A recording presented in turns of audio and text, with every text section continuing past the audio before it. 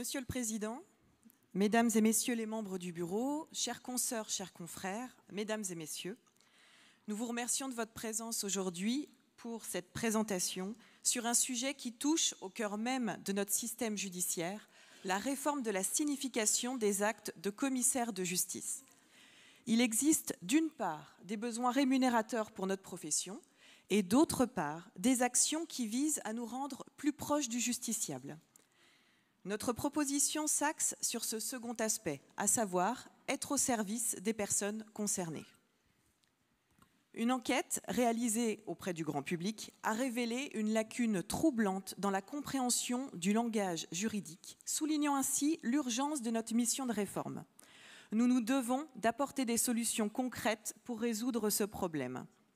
Nous avons réalisé un micro-trottoir sur notre jolie place Stanislas à Nancy, que nous vous diffuserons juste après mon intervention. Nous aurons également le plaisir de vous présenter une démonstration innovante, l'intégration d'un QR code sur nos actes qui renverra vers des vidéos explicatives et inclusives garantissant une compréhension universelle. Alors sans plus attendre, plongeons-nous dans l'ère de la signification personnalisée et interactive où le droit devient véritablement accessible à tous. Savez-vous ce qu'est un acte d'huissier de justice et ce qu'est une signification? Pas du tout. Pas du tout. D'accord. Oui. Oui. Oui. Signification, on vient de vous avertir. Oui. Un acte, c'est établi. Oui. Savez-vous ce que signifie interjeter appel? Ça me dit quelque chose. Je l'ai déjà entendu, mais interjeter appel, je crois que c'est. Ce sera pas tout de suite, ce sera plus tard. Est-ce que vous comprenez, si je vous dis, vous pouvez faire appel du jugement? Faire appel d'un jugement. Un jugement, en fait. Oui. Oui, ça. Faire appel, c'est quand il y a déjà eu un jugement et qu'on conteste ce jugement. Comprenez-vous la forme de constituer avocat? Oui. Non. Toujours pas. C'est avoir un avocat? Est-ce que vous savez ce qu'est une assignation? Non. Assignation obligée. Et si je vous dis convocation au tribunal? Oui. Savez-vous à qui faire appel si vous devez signifier une décision de justice? Donc un avocat. Une avocate. D'accord. Donc c'est un huissier. Savez-vous ce qu'est une grosse ou une copie exécutoire? Non. Merci beaucoup. Merci beaucoup. Merci beaucoup. Ah bon, Oui. si ça permet de simplifier les choses.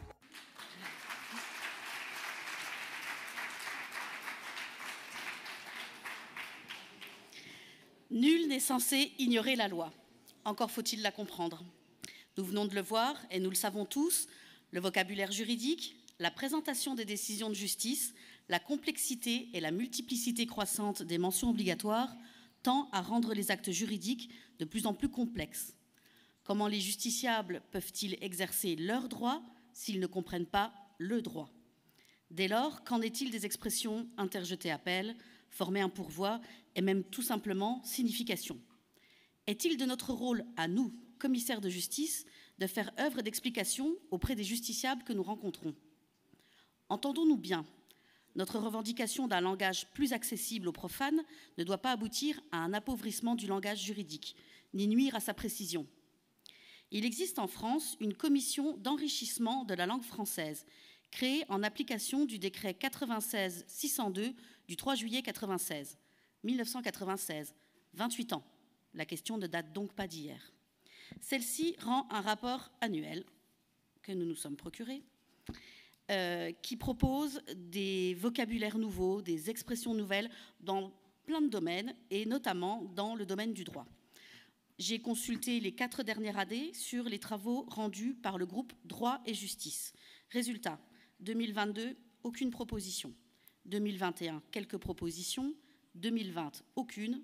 2019, quelques propositions. À la lecture des travaux de cette commission, il est frappant de constater qu'ils portent surtout sur la francisation de pratiques pour la plupart du temps anglo-saxonnes, ou sur le fait d'entériner de nouvelles expressions ayant trait au domaine du droit informatique, mais peu de volonté de moderniser ou de simplifier le vocabulaire existant. Pourtant, au-delà de notre profession, cette modernisation du langage juridique bénéficierait à l'ensemble de l'institution judiciaire, le but étant de rapprocher les justiciables de la justice et même parfois de réconcilier les justiciables avec la justice. Je pense ici à l'expression « non-lieu », qui est le nom donné à une ordonnance rendue par le juge d'instruction qui clôt son instruction, déclarant qu'il n'y a pas lieu de poursuivre. S'est-on déjà demandé l'effet de cette expression « non-lieu » comme quelque chose qui n'a jamais eu lieu, sur des familles dont un membre a disparu ou a été assassiné? Ce qui me fait revenir au questionnement initial. Quel est notre rôle à nous, commissaires de justice, dans non pas la simplification, mais l'accessibilité du sujet qui nous intéresse, la signification? Comment rendre facilement compréhensibles nos actes par les justiciables, clients comme destinataires? Au-delà de la modernisation du langage juridique, difficile, nous l'avons vu, la personnalisation peut être un vecteur d'accessibilité. Cette personnalisation va être présentée par Mélanie.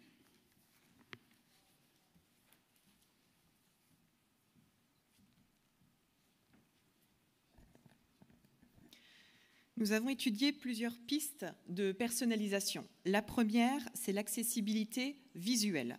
Nous rencontrons régulièrement des personnes qui présentent des déficiences visuelles liées à l'âge, par exemple. L'arrêté du 21 mars 2023, qui fixe les normes de présentation de nos actes, prévoit encore une taille de police à 10 pixels, alors que nous le savons dans nos études, nous avons la possibilité de tamponner des actes d'avocats ou de tiers avec une police de caractère de 12 pixels ou plus. Alors pourquoi nos actes sont-ils encore normés sur ce point? En augmentant la taille de police de caractère ou en intégrant des options de zoom dans des documents électroniques, on favoriserait une lecture plus aisée, facilitant la compréhension des actes.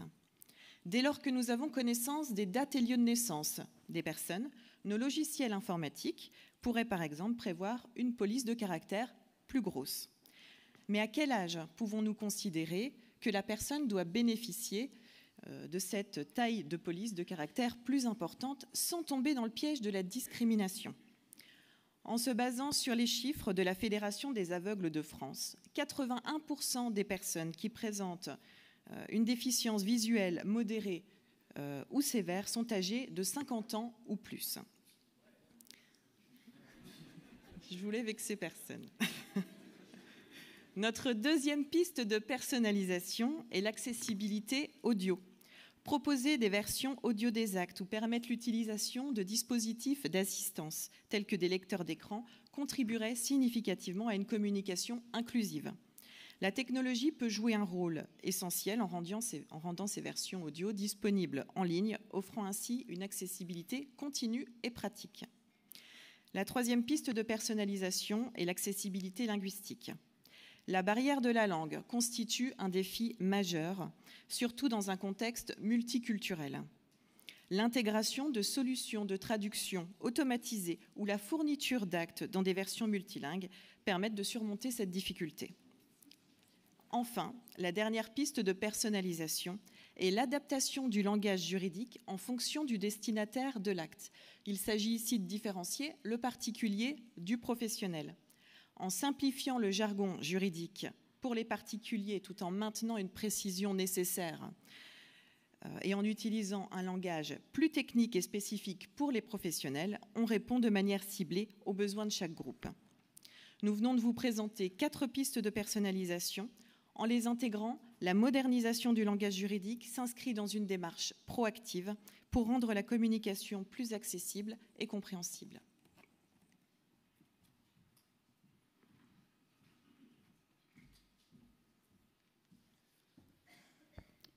Ça marche.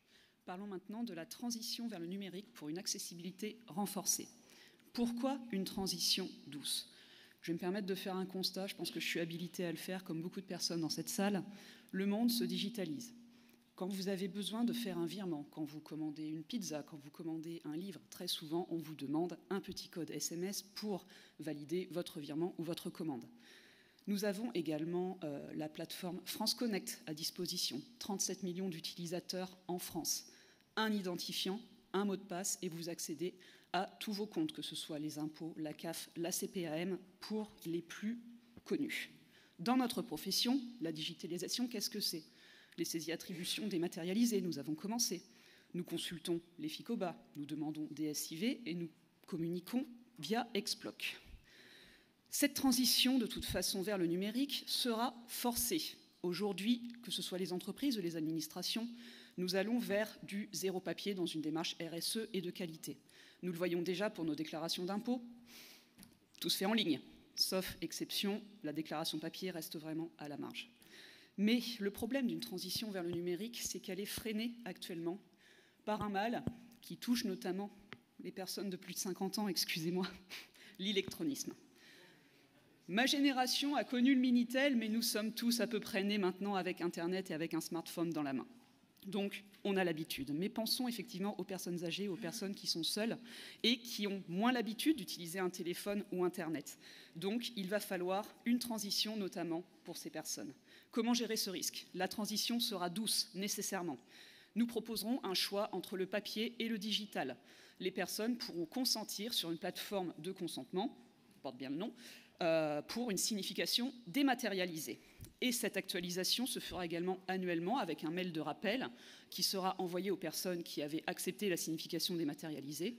Est-ce que votre adresse mail est toujours la bonne? Est-ce que vous avez changé? Est-ce que vous voulez conserver l'adresse mail sur laquelle nous vous envoyons vos actes? Cette transition disposera également d'innovations d'accessibilité.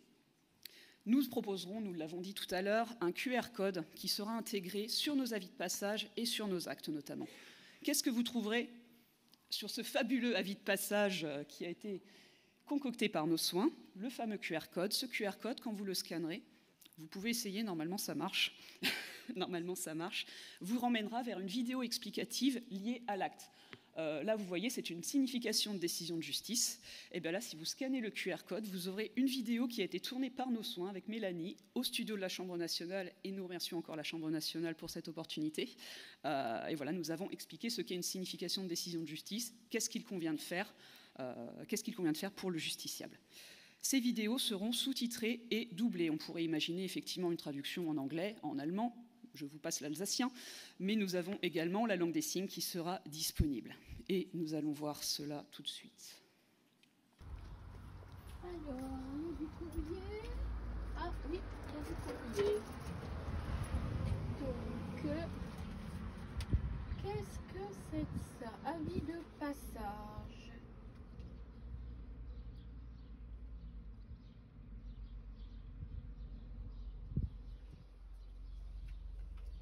Alors. Bonjour, vous venez de recevoir une dénonciation de saisie-attribution. Cela signifie qu'on vous informe officiellement qu'une partie de votre argent a été saisie pour payer une dette.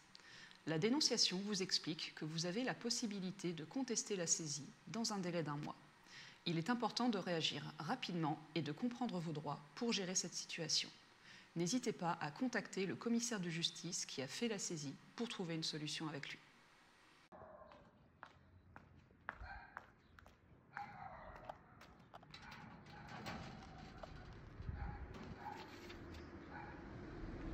C'est quoi encore ce truc?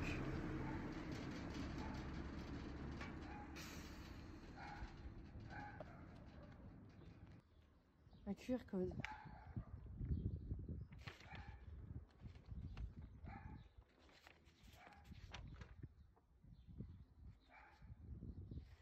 Commandement de payer les loyers. Bonjour, vous venez de recevoir un commandement de payer les loyers. Cela signifie que le propriétaire de votre logement vous réclame les loyers qu'il estime n'avoir pas reçus de votre part. Cet acte vous donne un délai de 2 mois pour régulariser votre situation. N'hésitez pas à vous rapprocher du commissaire de justice vous ayant apporté l'acte pour qu'il puisse répondre à vos interrogations et vous aider. Il est important de réagir car il s'agit de la première étape dans la procédure de résiliation du bail et d'expulsion.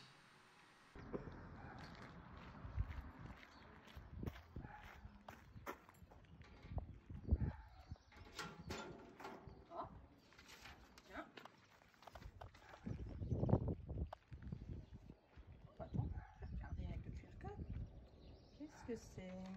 Donc on va aller voir ça. Signification de décision de justice.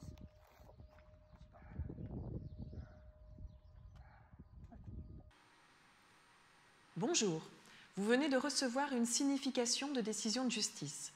Cela signifie qu'on vous informe officiellement d'une décision rendue par un tribunal. Cela peut être une décision de condamnation, d'acquittement, de paiement d'une somme d'argent ou de toute autre mesure décidée par le tribunal. Il est important de lire attentivement la signification et de suivre les instructions qui y sont données et, si nécessaire, consulter un avocat pour comprendre vos droits et options. Il est possible que vous puissiez contester la décision rendue dans un délai bien précis indiqué dans le document remis.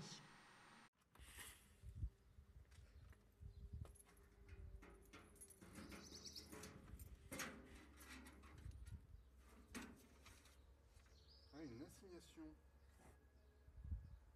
Ah, un QR code.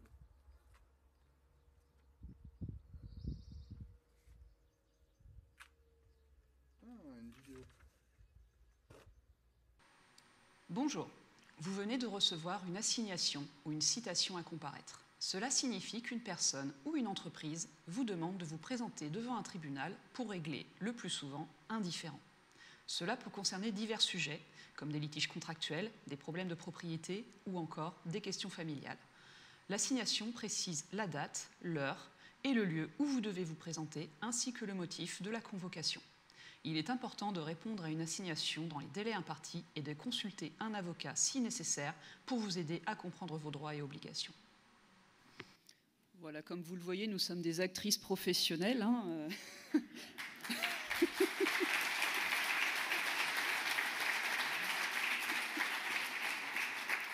Mais promis, la Chambre nationale embauchera quelqu'un de bien plus joli pour tourner les vidéos pour que ça donne encore plus envie. Reprenons notre propos. Quels seraient les avantages économiques d'un passage à la signification dématérialisée ? Imaginez, vous êtes en tournée, on vous annonce que vous avez un acte en dernier jour qui tombe à 16h40, sinon ce n'est pas drôle et tout le monde connaît la situation, et que votre destinataire d'acte en plus habite à 80 km. On n'est jamais content. Imaginez que votre destinataire d'acte a consenti à la signification dématérialisée et qu'on n'est pas dans un acte d'exécution, il faut aller chez le débiteur, bien évidemment. Eh bien là, pas de déplacement, un gain de temps, un gain d'argent, quand bien même le SCT vient d'augmenter, et ça, c'est également une très bonne nouvelle. Mais il est important de savoir que le commissaire de justice aura toujours le choix entre le papier et la signification dématérialisée. Nous pouvons très bien avoir un intérêt à quand même aller voir le débiteur, quand même celui-ci aurait accepté la signification dématérialisée. Nous restons maîtres de notre procédure, donc effectivement, c'est nous qui choisissons à la fin. Enfin, quels seraient les avantages d'une signification complètement dématérialisée en termes de communication ? Cela permettrait de montrer que la profession de commissaire de justice reste dans l'air du temps et sait s'adapter aux changements de la société. Une signification qui s'enverrait améliorée, plus qualifiée et plus accessible pour tous, qui permettrait de renforcer notre monopole. Et maintenant, Anthony va nous détailler un peu plus ce QR code.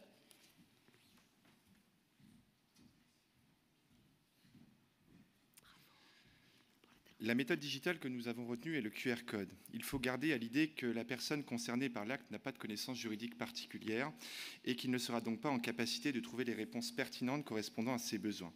Les difficultés peuvent également être liées à un handicap. La méthode digitale employée doit être un facilitateur ne nécessitant pas ou peu d'actions positives de la personne concernée afin de limiter le risque d'erreur ou d'absence de réponse satisfaisante. L'accès à ces méthodes digitales peut se faire via le QR code. Le QR code stocke des informations et les rend facilement accessibles. Il permet une réponse rapide, le scannant appelant des informations, exécutant des commandes. Il est universellement lisible grâce à divers moyens de lecture que nous utilisons tous, comme l'appareil photo connecté, la tablette ou encore le smartphone. Contrairement au code barre, il permet de stocker une grande quantité d'informations, y compris numéro de téléphone, adresse mail, lien Internet ou encore point géographique. Nous nous sommes demandé si le QR code présentait des risques potentiels pour la sécurité. Dans les lieux publics, le QR code peut être collé ou manipulé d'une autre manière. Toute personne qui scanne ce code peut alors être redirigée vers une URL à risque. De l'extérieur, il n'est pas possible de dire à première vue si cette manipulation a eu lieu ou non. Ce n'est qu'à bout portant que vous pourrez savoir si le code a été modifié. Il faudra donc s'assurer que le support de diffusion ne soit pas facilement falsifiable. L'autre inconvénient pour cette méthode est qu'elle nécessite un accès Internet et du matériel de dernière génération. Mais nous savons que ce problème va tendre à se réduire dans l'avenir. Le QR code présente cependant un grand avantage, la simplification. C'est bien ici le maître mot. Accéder à une page Internet contenant des informations ou des vidéos en scannant simplement le code et ainsi éviter les actions plus longues et susceptibles d'entraîner des erreurs. Le smartphone est sorti, le QR code est scanné et l'invité se connecte directement. Nous nous sommes également posé la question de savoir sur quel support intégrer ce QR code. Les actes, mais ils sont soumis à un formalisme spécifique, ce qui supposerait probablement une modification textuelle. Les avis de passage pourraient également être un support approprié, comme nous avons pu le voir dans les vidéos, mais cela dépend pour le coup du mode de signification. Ajouter une feuille supplémentaire à l'acte est également envisageable, bien que cela entraînerait des coûts supplémentaires importants. L'option la plus adaptée consiste à envoyer un email incluant le QR code au destinataire pour l'informer que l'acte lui a été signifié. Le QR code comme outil d'accessibilité à l'information. Comme nous avons pu le voir à travers les vidéos, les informations à faire figurer dans le QR code peuvent être variées, tels que des liens Internet pour le site Internet de la Chambre nationale des commissaires de justice, des vidéos explicatives, des adresses utiles, des liens vers les maisons du droit, les ordres des avocats ou encore les bureaux d'aide juridictionnelle. Le QR code comme outil d'accessibilité à une base de consultation des actes. Il serait possible de créer un extranet généralisé par la Chambre nationale des commissaires de justice, évitant ainsi d'externaliser un outil crucial pour le justiciable. L'acte signifié serait scanné et automatiquement envoyé sur un serveur sécurisé et le destinataire est informé par mail, incluant un QR code de connexion avec une forte authentification dès qu'un document serait disponible dans son espace numérique dédié. Cela garantit la conformité à la CNIL ou RGPD en termes de contenu. Le QR code donne accès à un formulaire en ligne basé sur les informations contenues dans l'acte signifié, dans l'avis de passage par exemple. Une fois les informations entrées et validées, le destinataire de l'acte a accès à son espace personnel dans lequel il peut consulter et télécharger son acte. Il pourrait également accéder à des informations ou des vidéos explicatives. Le délai de conservation en ligne pourrait être facilement géré. Il convient de noter que cela entraînerait des coûts pour le stockage, le développement informatique, la maintenance et la conformité RGPD. Cependant, cela constituerait une véritable valeur ajoutée à la signification et à l'accessibilité au service du débiteur et du justiciable.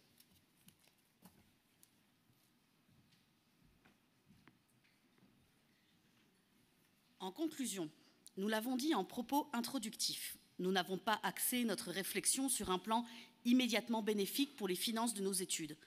Nous avons plutôt choisi de réfléchir à comment mettre nos compétences au service du plus grand nombre, comment nous adapter à un monde en évolution numérique, générationnelle et culturelle. Notre but est d'apporter une plus-value à nos actes. À l'heure où nous sommes menacés régulièrement de la suppression de certaines significations, prouver que nous sommes adaptables au monde qui nous entoure permet de proclamer la supériorité juridique de la signification sur la notification.